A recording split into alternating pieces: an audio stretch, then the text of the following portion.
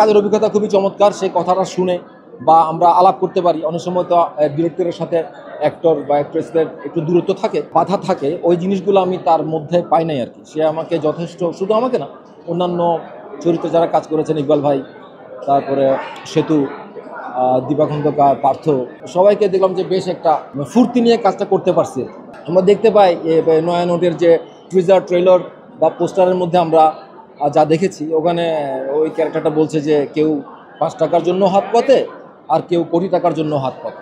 আসলে আমরা কিন্তু একটু লক্ষ্য করলে দেখতে পাই, এটা আমাদের দেশের বিভিন্ন যে কোনো কিছুর ক্ষেত্রে দেখতে পাই যে আসলে আমরা হাত পাতি, কিন্তু আমরা এটা স্বীকার করতে চাই না। এটা হচ্ছে যে সবচেয়ে খারাপ দিক, আমরা হাত পাতি। এখন হাত পাতা, আপনি ভালো কাজের জন্য হাত পাতেন, ওটাও আপনাকে দিবে, জনগণ দিবে, মানুষে দিবে, বসে দিবে।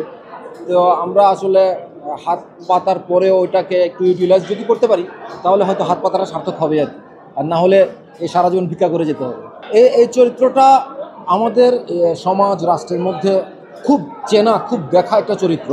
এটা আমরা রাস্তাঘাটে দেখি। আমরা এ পর্যন্ত টিজার ট্রেলারে যা দেখতে পেয়েছি, দেখা যাচ্ছে একটা লোক ভিক্ষা করছে, তাকে ছেঁড়া ফাটা লোক নোট দিচ্ছে মানুষে। এবং কিছু কিছু জায়গায় আমরা এটাও দেখতে পাই যে সে নতুন একটা নোট পেয়ে খুব খুশি হয়েছে, এবং এটার নামই হচ্ছে নয়া নোট।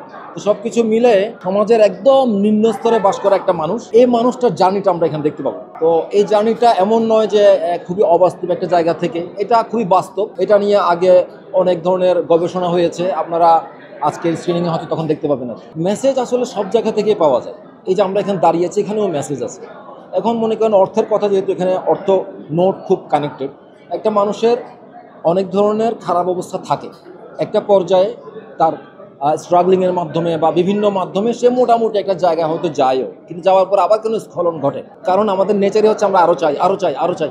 যেখানে আমার মাস চলতো 30 টাকা দিয়ে, সেখানে আমার এখন 90 টাকা দিয়ে চলছে না, কারণ আমি আমার চাহিদা বাড়িয়েছি।